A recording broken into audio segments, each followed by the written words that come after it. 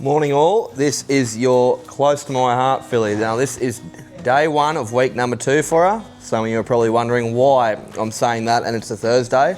That is because she started on a Wednesday a week ago. So this will be her week number 2 technically, day 1.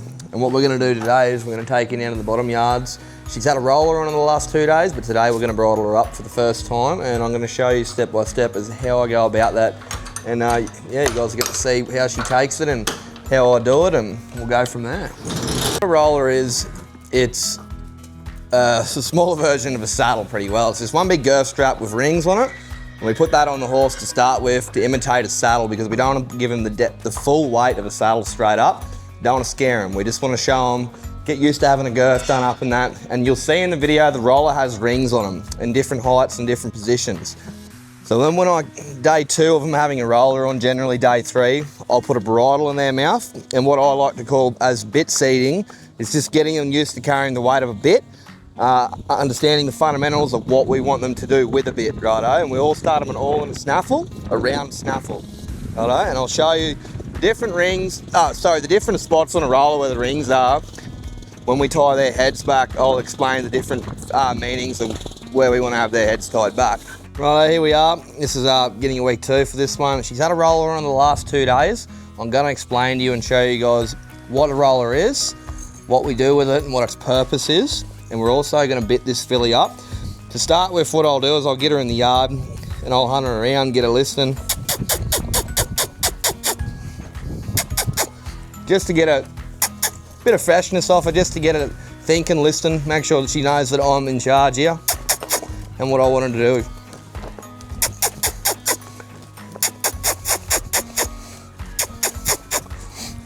Whoa. And this is your roller here. It's pretty well just a girth. It's what we use for the first week or so before we put them under saddle because it's a lighter element here. It still has the girth and all the same fundamentals as the saddle, but it's just something lighter to get them used to when we put a saddle on them. Alright.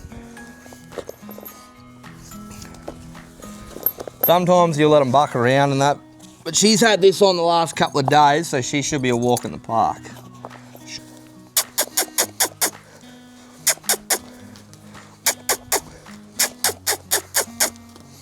You'll see in the previous video last week I didn't have a lunge lead on her. Reason being I have one on her today is because these are new things that we're showing her, like the roller and the bridle, and I want to be in full control if there is a mishap. So some horses, when you go to bridle them up or you put a roller on them, they'll want to buck, carry on, turn away from you. That's just teaching them a bad habit to start with. I'm in control. So I can control those situations by having hold of her lead, righto? As you can see, she doesn't really need one. But that's all that is, because if you do get into a little kerfussle, which sometimes happens with young horses in the industry we're in, you want to be able to at least have as much control to minimise the effect of any injury or anything like that. Righto.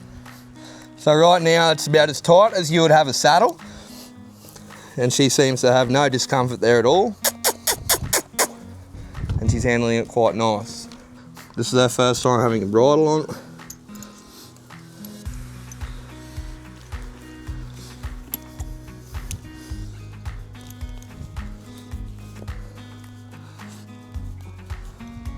You can see that didn't worry her because we done all the appropriate groundwork with this filly to start with. Everything is going to be a breeze. Right, and I'll just lunge her around lightly. Just get her used to going forward with it. As you can see, there's no amount of pressure on her. That bit's just sitting there, the reins around her neck, just getting her comfortable and used to having a bit in there. Right, stage number 2 I'll do. We spoke earlier about the rings on your roller. See how you got rings in different positions, righto? So to start with, I'll go on this ring here because that's really about level where your reins, where you're gonna hold your reins when you're riding a horse, and that's where we want them to carry themselves, righto? Righto. All I do is, the amount of pressure you want to apply, you don't want to have them too tight to start with because they won't want to go forward. We just want to slowly introduce that pressure to them as we lunge them around a few times. Enough where they're still carrying their head in a comfortable position, but it's enough when her shoulders move, she's going to feel that bit move in her mouth, righto? As you can see, she's walking pretty freely. There you go. Not really that much pressure on her as now. See when her head is straight. See how you can see them reins. Keep going. As you can see, when her shoulders move, those reins will get tighter, and what that'll do is that'll bring her nose down and get her carrying herself properly. There you see how she's push her around a little bit more.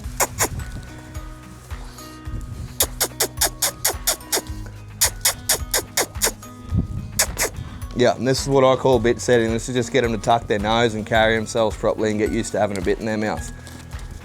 See there, see when she gives her nose, the pressure of the reins is released. So when her head's up, it's tight. And see, we can get her to do it. As she tucks her nose down, see that? The pressure is released because we want them carrying their head down like that. The plan for the next couple of days with this lovely girl will be, now we've got her lunging around with the reins tight on both sides, getting her carrying her head. Now we'll want to focus on our steering, and our steering is the biggest key element, because if you can't steer them, then you're not going to have very much luck. So what I'll do is, as you saw before, the D's on your roller, I'll pick a D midway, I'll pick a side, so I might start with this filly's left side, and what I'll do is I'll tie this rein back to that like that, and just let her walk around in circles for a bit, just getting used to the bit pulling on her. And what'll happen is, as you can see, I've got my very, very famous bit of balance twine underneath here. You can find that in any hay shed here at Angaston Park. And the key to that is, when I have her head tied back like that, the balance twine pulls up and it pulls the bit with her. So it's not just pulling the bit through their mouth, righto? Famous old horse trainer showed me this actually about 3 weeks ago.